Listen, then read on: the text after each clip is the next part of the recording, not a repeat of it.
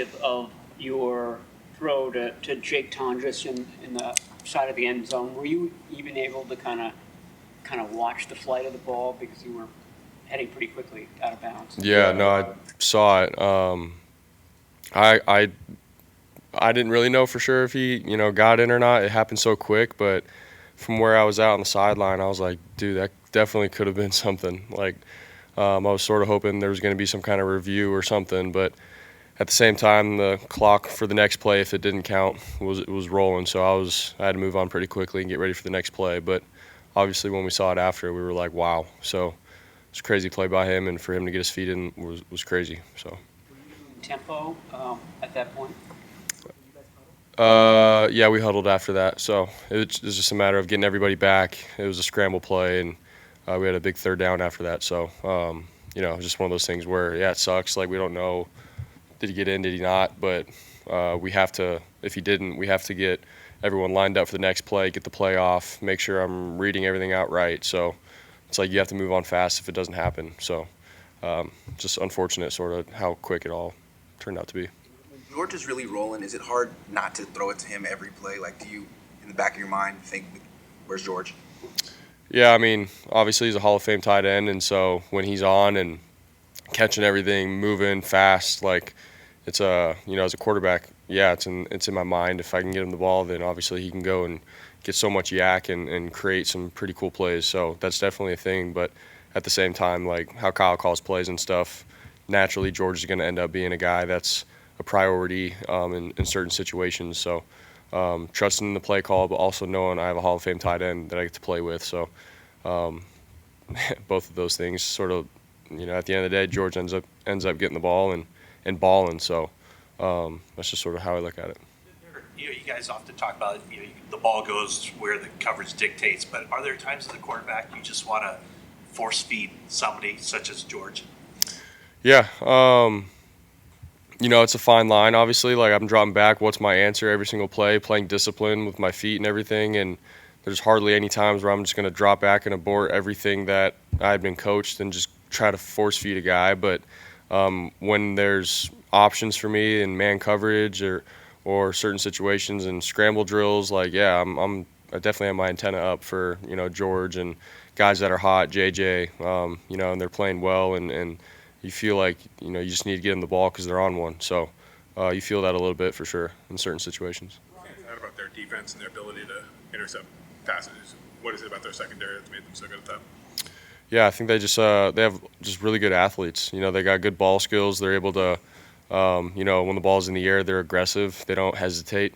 Obviously, their guys have length and just athletic ability across the board. And I just feel like, they're really well coached when it comes to being aggressive and not trying to second guess things. Like, you have the opportunity to go get the ball, man, go make a play, and so obviously they lead the league in interceptions and turnovers, and they're physical as well. So it's not just that they're intercepting the ball, man. They're hitting guys and making you feel it, and you got to protect the ball even when you're carrying it. So they're really well coached and they pop. That's for sure on film. Against Tennessee, KB gets his catch, does the money thing, but he's a yard short. First catch this game, he does the money thing, they overturn it. Were you guys able to poke fun at him a little bit? Like, hey, maybe just wait for the next snap to start doing the celebration? Yeah, I mean, after the Tennessee game, we were all, sort of giving him a hard time. They were all trying to figure it out on the sideline, like, hey, did I get it, did I not? And we're all joking about it. And then in this game, when he did end up getting it, it was like a serious moment. So I was like, he jogged back to the huddle. He's like, let's go, man. I was like, yeah, man, good job, but we got to get to the next play, bro. So, and then we got to the sideline, like, we congratulated him, and he's in it. He's obviously been joking around with all the guys about it. So it's been funny. He's a kind of guy that has that personality where you can have fun with it. But at the end of the day, like, KB's going to do what it takes to help this team win, whether he catches the ball or not, and he's blocking. Like, KB's a dog that we all love going to war with, and but I'm glad he's able to, get his bonus and keep this thing going. Brett Warner was on a podcast this week, and he said that you are hands down the best QB in the league. What does that mean for him to say that about you? Oh, it's pretty cool, man. Obviously, he's my guy, he's my teammate, and a great teammate and brother of mine. So, for him to have my back like that is pretty cool, and be outwardly spoken about it. So it's pretty cool. At the same time, like, we got 2 more games to finish out, and I got to play good and find a way to win for the Niners here. So. Kyle described your game at the post-game podium as almost perfect. I don't know if I've ever heard him say that before. He's always got things he wants to work on. What did you think about how you played here? How close to perfect were you?